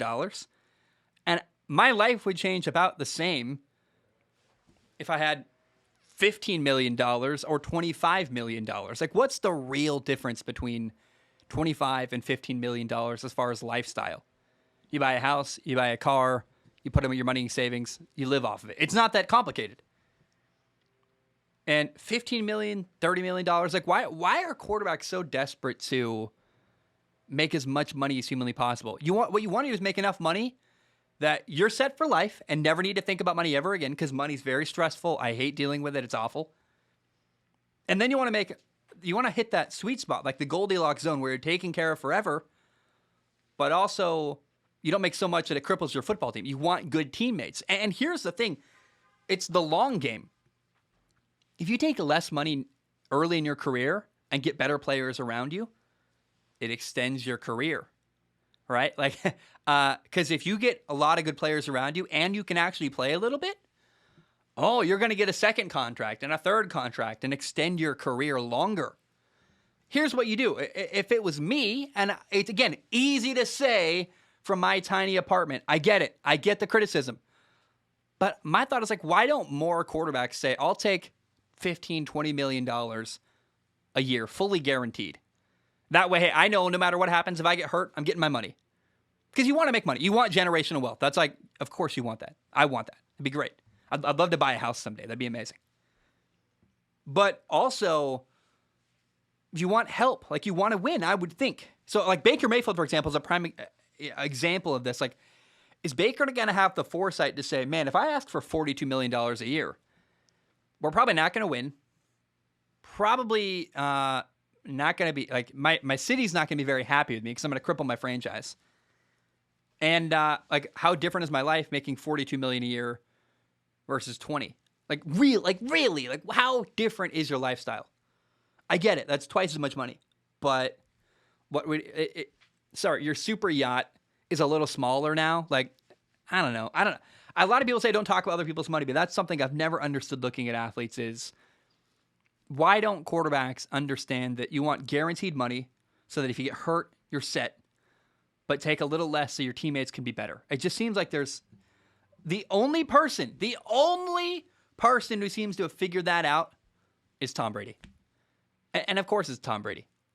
And I get it. Tom Brady's wife is a supermodel. She makes the big bucks. He doesn't need the money. But also I think Tom Brady, there's a little bit of ego left aside because the greatest quarterback of all time, as far as wins and losses and every stat ever, like, you could argue that deserves to be paid more than any other quarterback in the NFL. But Tom Brady's put his ego aside and said, I want to win, and I want to keep winning. I want to keep playing. Tom Brady's like, I'm a quarterback who my job is to win football games and play well, not necessarily to make as much money as humanly possible. So, I don't know. That's my thoughts on paying quarterbacks, and I hope you, I don't know. I never want to sound like a hypocrite, but, and a lot of people are like, don't talk about another man's money. Well, whatever. It's my job to comment on this stuff. Like, I don't know, do my best, and I try to present everything in a way that's easy to listen to and pretty comprehensive and thoughtful. Carter writes in, he says, I'm a Michigan fan, but I have a feeling that we will get exposed against Michigan State. Our passing game hasn't shown up at all this year, and I get that when you're ahead, running is preferable, but we couldn't pass against Northwestern last week when we tried. If they fall behind against Michigan State, do you think it's a death sentence, or am I overreacting? Here's the good news. You can always turn to your backup, J.J. McCarthy. He's great. Got somebody, a buddy of mine coached him in high school. J.J. McCarthy's awesome. I think that's, if the starter doesn't work out very well, I forget his name right now. I don't know why I'm blanking on the name. Go to J.J. McCarthy. You're fine. Here, more on the real focus here is it's a big year for Jim Harbaugh. Jim Harbaugh has to prove that it's going to work at Michigan this year. I mean, being skeptical makes a lot of sense because the last 2 years, there's been a real conversation in 2020 and 2019, even 2018, whether or not Jim Harbaugh might get fired. So to go from a guy on the hot seat where people are thinking about him being removed from his job for not succeeding enough, I think it's totally fair to be like, I'm not quite sure that guy is going to win this year and make it work. And I would like to see Jim Harbaugh beat Penn State, beat Michigan State, beat Ohio State, prove everybody wrong, like prove that he deserves it, and build something really cool at Michigan. It's hard to win at Michigan. Academics make it really tough. But that's the storyline, in my opinion, is can Jim Harbaugh prove that he's like the upper echelon of college football coaches? Is he a guy who wins a lot, but that's it? It's just a lot. 10 wins, that's it? Or is he a guy who can actually elevate Michigan to compete for national titles? We're going to learn a lot about that this year from the Michigan football team. Okay, Oliver writes in. Oliver says, and I agree. I disagree with everything that Oliver says here. Oliver says, hey, Zach, do you regret reversing your original Seattle prediction? It's looking fairly good right now. Oliver, what? I never reversed my opinion. I said Seattle will go 6-11, and then they beat Indy week 1. I went, that's a surprising win. And I said, let's see what happens. A lot of people wanted me to reverse my opinion and say, Seattle is going to be better than I thought. And I did not. I have not ever said I was wrong about Seattle. Like, let's be clear. I was wrong about Dallas. I was wrong about the Cardinals. I was wrong about the Bengals. I was wrong about who's really, I was probably more right about Kansas City. They're worse than I thought they would, but I didn't think they'd win their division. Trying to think, who else was I right or wrong about? I don't remember. There's so many teams. So we'll do it in prediction versus reality after the year. But Seattle, I was right about. I said they're too dependent on Russell Wilson. And Russell Wilson gets hurt. What happens? They lose every game. They can't win without him. So I didn't budge after they won week 1. I said, no, let's see what happens. Let's let it play out. I intentionally, Oliver, you missed it somehow. I intentionally chose to not change my opinion on Seattle. I hate when people mischaracterize what I say. It's like, dang it, man. Now, you're a Patreon supporter. You clearly like the show. I appreciate your $1. Man, maybe it's more. I don't know how much you support me on Patreon. But either way, respectfully, Oliver, come on, man. I didn't change my opinion. I did not reverse my opinion on Seattle. And makes me a little bit upset that I got accused of that. Like, all right, man. I didn't, but whatever. You mean it well. And you got a little winky face in there. You mean no disrespect, but I am like, come on, man. Come on. I did not, the Browns, I probably got the Browns wrong too. Okay, Matt's Card Shop writes in and says, hey, Zach, Been listening for 2.5 years, and your podcast has really helped me learn to love the sport. Thank you, Matt. I appreciate that. Bit of a random question here, but I collect and do content on sports cards. I was wondering if you've ever collected sports cards or had an interest. If not, what your holy grail sport card would be. Potentially a Tom Brady rookie card, which goes in the millions, perhaps a Joe Burrow rookie autograph card. Thank you, as always, Matt. I used to collect sports cards. I had the binders and the clear, like, you know, I guess 1, 2, it was like 9 cards by, 3 by 3. And it's a binder. You put them in a little sleeve, back to back. You can fit 12 cards in it total, and you flip through them. It was really fun. And I had every card. Mostly, I was baseball cards is what I collected as a kid. And I think I gave my collection to my grandpa, or I moved. So there might be somewhere. I don't know. At a point, I get they're valuable to some people. I respect collecting sports cards. To me, it doesn't do anything. To me, they're kind of just a piece of cardboard. And I know how, like, Matt, I mean, no offense, man. I collect video games. I have got 1, 2, 3, 4, 5. I've got 5 54 quarts, like, storage containers in my office full of video games. And, I've got a GameCube. I've got 2 PlayStation 2s. I've got 3 Wiis. I've got 3 PlayStation 3s because I'm an insane person. I collect video games, and I've spent hundreds of dollars. And I remember working at a car wash, and I would get a paycheck, and I would immediately spend all my money on video games. Like, shamelessly, right? That's a fact. I'm looking at right now. I got an old GameCube controller, still in a box, never opened, and most of the games I own, never touched. Like, I want to play Star Fox Adventure someday. You probably never even heard of that game, but I think it looks awesome. I've played like 30 seconds, and then I was busy making the show, so I was like, it works, okay, don't need to return it. Put it away in a storage container. Haven't touched it since. But I have dreams that someday I'll retire or take time off and play all the video games I want to make. And maybe someday I'll make content. I'd love to make video game content. I want to play Singularity, a game no one's ever heard of, made by Ravensoft, and make a video about it. I think it'd be cool. Like, it's this unappreciated gem in the gaming world. So I love video games, and most people say I've spent probably too much on games. They don't care. They don't get it. We all have our weird thing we care about. Mine's games. Yours is sports cards. My fiance's is shoes. She loves shoes. We all have our weird thing we collect and we love. And I want to be clear, like, even though I don't love sports cards, Matt, I respect that you do. And we all have our one thing. And I want to encourage you that, do what makes you happy. Do what you love. Life is very short. I'm probably going to live till I'm 50 and then get a heart attack, because I'm so stressed about my show. Like, sometimes I feel like I'm an eternal. People that went to college will get this. During finals week, you're like cramming as much information and pulling all-nighters and pounding caffeine. And that's been my life for like 5 years now, like making as much content as I can. I feel like it's like an eternal finals week. And so I'll probably get a heart attack and die like at 40, 50. I don't know. I'm kind of kidding, kind of not.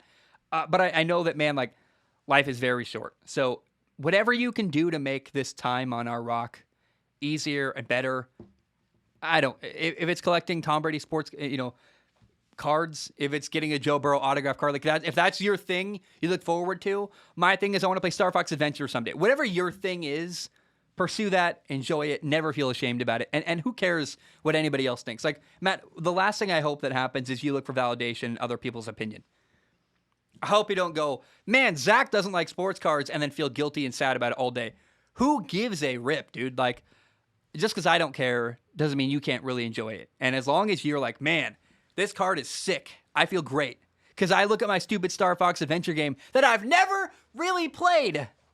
I don't even have a save file on the game. It depresses me. I started it, didn't even save my game. I just quit. I wouldn't play it for like years. It might not even work. I literally haven't played it in like 3 years. It might not even work anymore. But whatever your thing is, lean into it, enjoy it, and who cares what anybody else thinks. Okay, Ultimate A writes in and says, hey, Zach, for Tom Brady's 600th touchdown, his receiver Mike Evans lobbed it to a fan in the stands as a form of celebration. Apparently, the 600th career touchdown ball is an important relic to hang on to. As the Buccaneers had personnel go and hunt the fan down and ask for it back, haha. I'm like an AI reading stuff on YouTube. I'm not like a voice generated AI, by the way. But I think this raises an interesting question. Does the ball a receiver catches in a historic milestone for their quarterback automatically become organization property, or Is it available for the players to dictate if a fan should receive it or not? Also, genuinely curious what your thoughts on this situation are. For, against, wish you were the fan. Let me know. Thanks for your insights. Ultimate A. Okay. A lot to unpack here. This is a very fun. I intentionally was like, oh, someone wrote in about on Patreon. I was going to talk about it during the main show, and I'm like, oh, someone wrote in about it, so we can talk about it here. Here's what the guy, I believe his name was like Devin or something. I should not say that because I don't actually know what his name was. I saw Tom Brady mention it during Monday Night Football with Peyton Manning and Eli, and I already forgot the guy's name, so why even bring it up? Zach, you don't know the name? Don't answer. Don't do that to yourself. Here's what the guy got for giving back Tom Brady's 600th touchdown ball. He got a signed Tom Brady jersey. That's 1. Got a signed Mike Evans jersey. That's 2. Got Mike Evans game cleats. That's 3 things. Got a signed ball by Tom Brady. 4. Number 5, he got 2020 and 20. Sorry, he got 2021 and 2022 season tickets for this year and next year. That's amazing. He got a $1,000 credit at the team store. Oh, and by the way, Tom Brady gave him a Bitcoin signed, not signed, you can't sign a Bitcoin, but he gave him a Bitcoin, which is worth about $62,000. Tom Brady, you want to give me a Bitcoin? I would love to have one. That'd be great. I put a down payment on a house. So he got 1, 2, 3, 4, 5, 6, 7 things, and I still think it was a good deal for the Buccaneers. The Buccaneers talked this guy out of giving up the ball. They could have, like, that ball's probably worth a couple $1 million, if not more. They basically paid $100,000 worth of stuff to get that ball. There's no, as far as I know, there's no, unless things have changed since I talked to my last contact about this thing. It's customary, but there's no rule.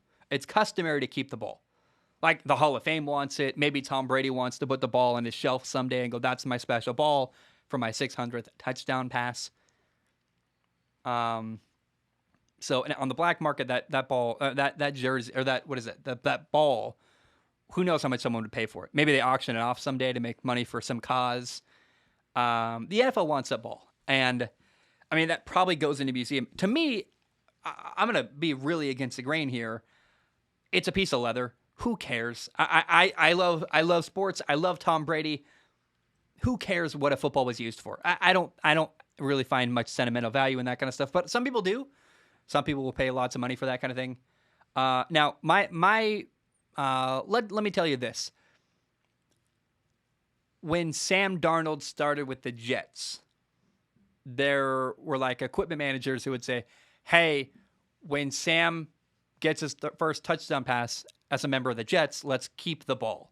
So the receivers were all made aware, if you catch a pass from Sam Darnold and it's the first one of his career, don't throw that ball into the stands. I would imagine, like when Tom Brady gets to 599 touchdown passes, the equipment guys go around the the sideline and go, hey, Mike, if you catch Tom Brady's next touchdown pass, hold on to it. And they say it to Antonio Brown. They tell everybody that might catch a touchdown pass from Tom Brady, hey, by the way, hold on to the ball because that's a special ball with really special significance.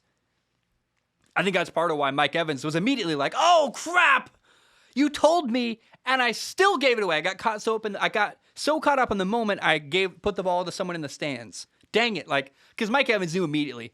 Like, you saw him on video during the sidelines. He's going like, I gave the ball away. Like, you see him like panicking, kind of like, oh, crap, I really messed up.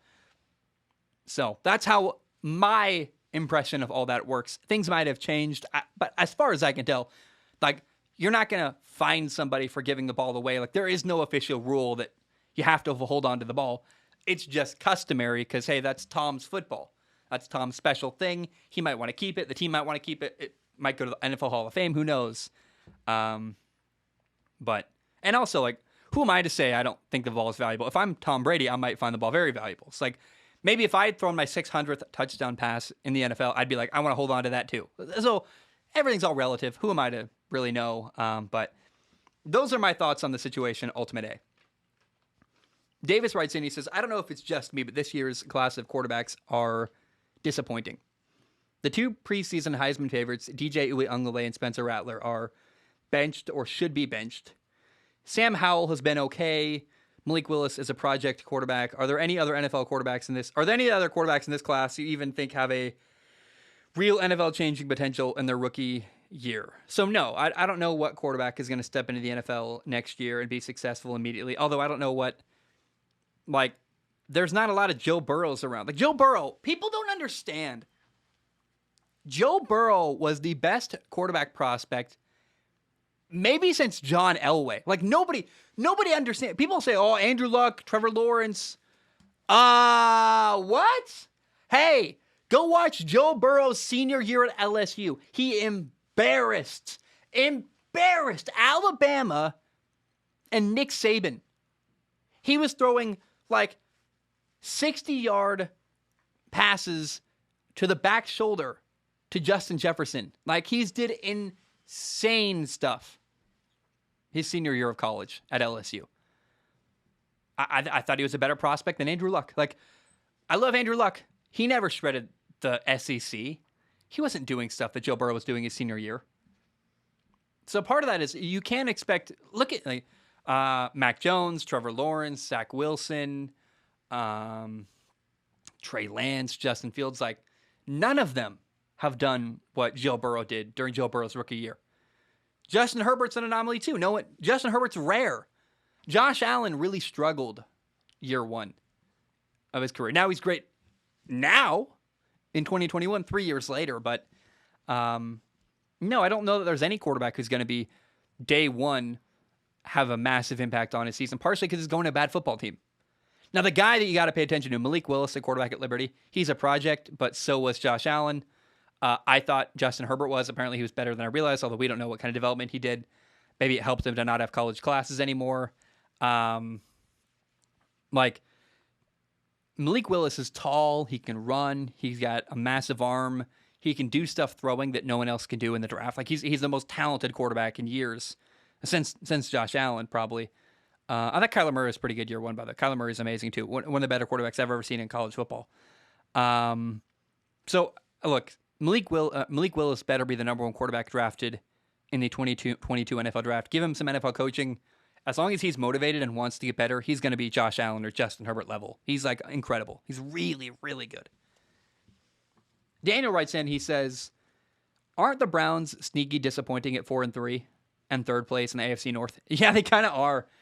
Sneaky disappointing is a good way to put it. Because like they're the Browns. They're not a good organization.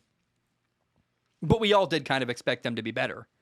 Preseason, I had the Browns. I called them, I think, like the most complete team in the NFL. Like loaded with talent. And then they got injured. A lot of guys, their starting tackles got hurt. Plus Baker Mayfield hasn't played great. They're starting quarterback. And I think it's totally fair to call the Browns, I wouldn't call them super disappointing, but sneaky disappointing is a good way to put it. Because they still have a good record. They're winning games, but they haven't won as much as I thought they would. And the injuries have been crippling and very, very frustrating to see. Okay, final question. Then we'll talk about Formula One at the end of the show. Let me put on some more chapstick. I don't know if it's because I sweat more in Hawaii, but I feel like no matter how much water I drink, no matter how much chapstick I use, I can never, ever get fully hydrated, and I can never, ever get my lips unchapped. It's so frustrating.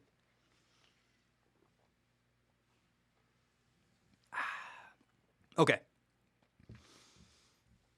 Jeffrey writes in. He says, hey, Zach, had to send this after watching Tom Brady on the Manning cast, and it really goes to show what kind of guest works that platform. I think he means works on that platform.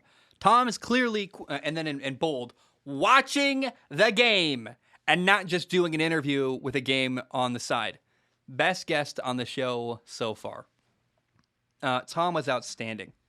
I really, the best guests all year on Peyton and Eli's Monday Night Football have been Russell Wilson the first week, and then Tom Brady during the final week, week 7, just recently. Final meeting, like the most recent. I got a multi-million. First of all, the thing Tom Brady and Peyton Manning discussed that was really interesting was Peyton said, would you rather face a defense that has mastered one or two things that's really talented? Like they play only cover 1 and only cover 3, so you know what they're doing every play, but they're really good at it? Or would you rather play a team that's got a bunch of exotic blitzes and disguises coverages and stuff like that? And it was a fun conversation because Tom was talking about preparing for a team that blitzes and does crazy stuff versus sometimes a team lines up in cover 3, you know they're running cover 3, and you still can't beat it. And I just thought, my thought watching that was, this is a multi-million-dollar podcast idea. Like, this would rival Joe Rogan. To have Tom Brady and Peyton Manning talking to each other about football. Imagine if they did a weekly show breaking down the NFL. If Tom Brady's bored when he retires, can I pitch that? Like, I want that so badly. And specifically Tom and Peyton Manning talking to each other. That would dominate the charts. It would embarrass me. It would make me, I mean, I'm already pretty insignificant in the sports media world. They'd be like, I'm nothing. Why am I, well, why do I even show up to my job every day? Because no one's going to listen to my show if Tom Brady's talking about football every Monday. I just, man, it'd make so much money. It'd be like the number one, it'd be the Joe Rogan of sports podcasts. It'd be incredible. And I feel like maybe LeBron would do something like that. LeBron has, the barbershop. So that's interesting there, but man, I gotta say, I just think that I don't know that Tom Brady wants to do media afterward. I hope he does. I hope that Tom Brady does some kind of podcast or a radio show or a TV show. Like Peyton doesn't need the money, but he does it still. I mean, I think Peyton likes talking about football. He's going to watch the game anyway and take notes. He might as well do it in front of a live audience. So, man, if there's a will, there's a way. I want to make it happen that Tom Brady, it would probably put me out of business, but because no one's ever going to watch me after knowing that exists. But I so badly want Peyton Manning talking to Tom Brady about football every week. That would be, oh my gosh, it'd be incredible. It'd be the best show ever. I would watch that in a heartbeat. It'd be fantastic. It'd be interesting. It'd be fun. It'd be entertaining. The stories they could tell. That's the show I want when Tom Brady retires. Okay, final topic of the day. We're going to talk about Formula One. You can skip it if you want to. You have my permission. It's very easy. You just turn off the show because we're at the end. If you want to say sayonara, love you, goodbye. I don't know what does sayonara mean. I think it's Japanese for goodbye. Sayonara means means goodbye in Japanese. Yeah, haha. I'm smarter than I look, which is not that smart. Okay, Formula One. You've been warned. You can get out if you want to. We just had the United States Grand Prix at the Circuit of the Americas in Austin, Texas, just outside of Austin, Texas. I gotta say, it was pretty interesting. Like, usually I watch F1 races at 6 a.m. And then I moved to Hawaii, actually. They've been at 3 a.m. Like, it's been middle of the night is when F1 races happen. It was a bit jarring to have an F1 race not happen during the early morning. I'm like, oh, I mean, it's in the American time zone. It's very different for me. I'm like, whoa, this is kind of weird. Kind of unsettling, a little bit different. And it was also kind of cool to see. I've never watched an F1 race happen in America before. It kind of, this sounds so dumb, but it really did make me tear up. I'm like, man, this is really cool. And I felt this sense of like pride. And I totally get it now. When people in Italy have the Italian Grand Prix, and I had a lot of messages from people saying like, Zach, are you at the U.S. Grand Prix? Like, no, I'm not, dude. I probably live closer to Japan than I do to Texas. Like, I live in the middle of the ocean, super far away. I live in America, but not really. But, man, I want to go to, I think next year is at Miami. I want to go to Miami and I think Miami's a better location anyway. No offense to Texas, but Miami sounds more exotic and cool. I want to go to Miami next year and go to the F1 race. I'll take the cheapest seat they have. It's probably still really expensive, but me and my fiance will go. We'll find my buddy Caleb down there who lives in Orlando, and I want to make that happen. I really want to go to the F1 race next year in Miami, Florida. Anyway, this was a very, very technical race that relied very heavily on time, tire strategy and track positioning. Max Verstappen won. Lewis Hamilton got second. Sergio Perez got third. Lewis Hamilton also got fastest lap, by the way. That gives him another point in the World Championship race. And then you have Red Bull with Max Verstappen, Mercedes with Lewis Hamilton, Red Bull again with with Sergio Perez in third. Then in fourth for Mercedes, you have Charles Leclerc. In fifth for McLaren, Daniel Ricciardo. Then the other Mercedes driver, Valtteri Bottas, got sixth. Seventh was Carlos Sainz for Ferrari. And then in eighth place, Lando Norris driving for McLaren. There were really only three big, interesting battles that grabbed my attention. Like, there was a moment where, Kimi Räikkönen and Fernando Alonso was really fun. I mean, they're not really fighting for anything. In fact, Esteban Ocon retired for Alpine, and later Fernando Alonso had to retire with a rear wing issue, which I don't really understand how that happens, but whatever. But that was another, that's probably like the fourth most interesting battle was Kimi Räikkönen versus Fernando Alonso. Fernando Alonso, man, races his butt off. He's so good, and I would kill to see Fernando Alonso drive in like a better car. Imagine if Fernando Alonso drove for Mercedes. I mean, it'd be so interesting because he's clearly so much more talented than his car allows him to compete. Like, he's better than the level his car allows him to compete at. But the three big battles in the U.S. Grand Prix were, number one, Max versus Lewis battling for, first of all, the win in this race, but also ultimately they're fighting for the F1 title against each other. Then you have McLaren and Ferrari. They're battling for third in the Constructors' Championship. And they are neck and neck. And they really, interestingly, just all game, the four drivers, two for each team, are just trading positions and fighting and passing each other. And the majority of the action in this race was McLaren and Ferrari just trading spots and positioning battles, and it was super interesting to me. And then number three, to a lesser extent, you had Red Bull versus Mercedes. Mercedes is way ahead of Red Bull in the constructors' standings, but there is still some possibility if Valtteri Bottas is really bad and Sergio Perez keeps getting on the podium, that Red Bull could eventually pass Mercedes and get the world title ahead of them for the Constructors' Cup, although that's a very slim chance. Now, the way Max won in this race was he undercut Lewis Hamilton. Max took a pit stop early during lap 29 of 56. Sergio Perez, the other Red Bull driver, pitted on lap 31. Lewis Hamilton did not take a pit stop until lap 37. So 8 laps after Max pitted, you finally had Lewis come in to take a pit stop. And pitting early gave Max better track positioning, a little more clear air on the track. And the question was, would Max's tires hold up until the end of the race? And that takes me to a question on Patreon. Caleb writes in.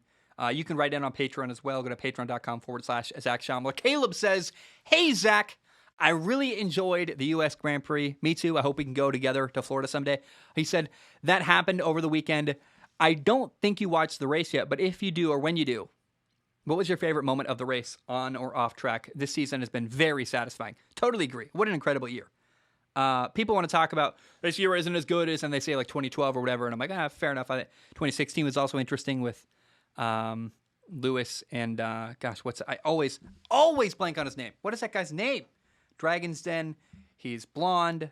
Dragon's Den Mercedes driver. What is his name?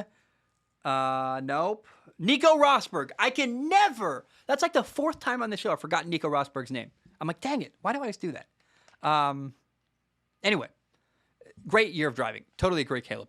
So the final 10 laps were my favorite moment of this race. It was amazing. There was a small gap between Max Verstappen in first and Lewis Hamilton in second. It started with 10 laps to go. It was a 2.8 second gap.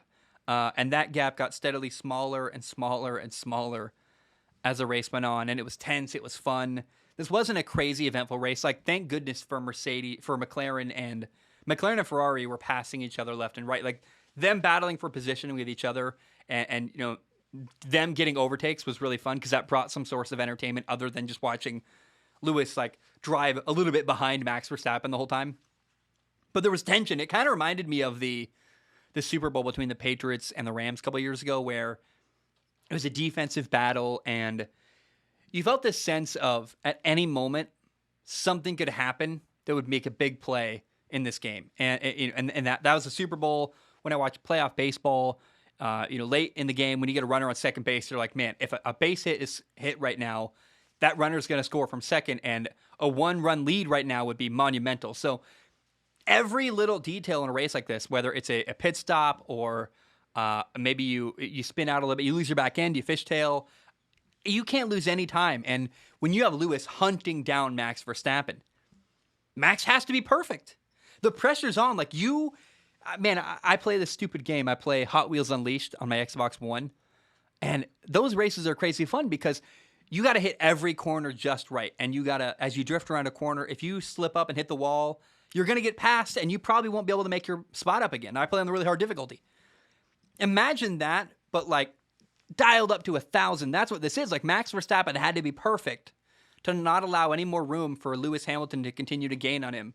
And that it just felt like a tense thriller, this race, where I watched Max get a 2.9 second pit stop. And I remember thinking, like, oh no, what if that's too long? Like, what if that hurts him later? Like, because it all adds up. And man, this tension of, will Max catch up to Lewis? And I admit I was rooting for Max, but if you're a Lewis fan, you're on the opposite side going, is Lewis going to catch Max? Hoping, like, you're just hoping that Max makes a false step here or there, or runs wide somewhere a little bit, and that leaves room for Lewis to make up a little bit of time, or maybe a pit stop is like a second long, or what. Like, there's all these little details in F1 that are so technical, and they all add up to what makes a outstanding race. And that was a total team effort for Max Verstappen. Now, the results of this race: Max Verstappen got first place, Lewis Hamilton got second. So now, in Formula One, here are the drivers' standings. First, right now in Formula One, Max Verstappen has 287.5 points. Second is Lewis Hamilton with 275.5 points. Max has a 12-point advantage over Lewis. Then there's like Valtteri Bottas is third. He's like, I think, a whole 25 points ahead of, it's 25 or 35 points ahead of Sergio Perez. I don't really care about anything after Max and Lewis. There are 5 races left. You get 25 points for a victory, 18 points for second place. Plus 1 point is out there up for grabs from getting the fastest lap. So, man, I mean, it's neck and neck. Any one of these two guys can win right now in Formula One still. 5 races left. You have Mexico, Brazil, Qatar, Saudi Arabia, and Abu Dhabi. And Max is in the driver's seat, for lack of pardon the pun. But Max has control right now in Formula One. If he wins out or wins a couple more races and can build that gap, 7 points at a time or 6 points at a time over Lewis, maybe 8 points if you win and get the fastest lap. See, what would that be? That would be an 8-point victory over Lewis. Like, Max is trying to build that gap and continue to gain, make the lead even wider between Lewis Hamilton and himself. Lewis is trying to win now, and it's so tense. It's so fun. It's so exciting to me. Oh man, it's such a good F1 season. I'm having such a blast, and I don't know, man. I think it's beautiful what's happening. And the margins are so narrow. Like, people that don't watch racing don't get it. Every pit stop, I hold my breath and go, what if they screw up here? What if a tire gets stuck on Max for too long and you can't afford to have a 10-second stop there? Like, it's crazy to me, man. I love it so much. And the battle between Max and Lewis is great. The battle between McLaren and Ferrari is also really great. The 3.5 points separate those two teams. So the constructors or the team standings right now in F1, you have Mercedes is in first with 460.5 points. Then Red Bull is in second with 437.5 points. In theory, if Valtteri Bottas keeps struggling, and he got a 5-place grid penalty, so I would imagine he'll be fighting for a podium spot next race. But although Valtteri Bottas does not have the same ability to go from the back to the front that other drivers like Lewis and Max do. That's the difference between them and skill. So Red Bull has a shot if Valtteri Bottas has a couple slip-ups in qualifying. It's conceivable they could catch Mercedes by the end of the year, but it's not really I don't think Red Bull even cares about beating Mercedes for the Constructors' Championship. They'd like to, but what they want is Max to win the world title. Like, they want Max to beat Lewis. That's what I think Red Bull is really focused on. So Mercedes, 460.5 points. Red Bull, 437.5 points. And then the battle for third. McLaren is currently in third. They've got 254.5 points. Sorry, no, not even 0.5. McLaren is 254 points in F1. Ferrari is 250.5. 3.5 points separate these two teams. And at the U.S. Grand Prix, McLaren got 5th and 8th. Ferrari got 4th and 7th. I mean, it's just tight, neck and neck, the battle for third place. Really fun drama on top of Max and Lewis. Because Max and Lewis is great, but to have another storyline to follow in F1 that's also exciting, that it really makes me very happy. It's an underrated thing about this year. Everyone talks about Lewis and Max, but don't forget, McLaren versus Ferrari. That lot of money on the line, a lot of prize money, a lot of reputation, stuff like that's a really fun battle, and I'm leaning into it. I mean, it's another reason. Like, this is a year that's unsung and unappreciated, I think, a little bit, because it's not all about Max and Lewis. The battle between McLaren and Ferrari is also really good, and man, oh man, I'm having the time of my life following Formula One this year. Guys, I'm going to throw the papers in the air. Yeah! I love you. I appreciate you. Hope you have a great day. Thank you so very much for tuning in. Have a great day. I appreciate you. Take care. I will see you very soon.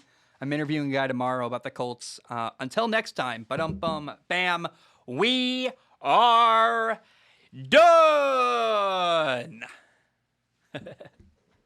All right. Bye, y'all.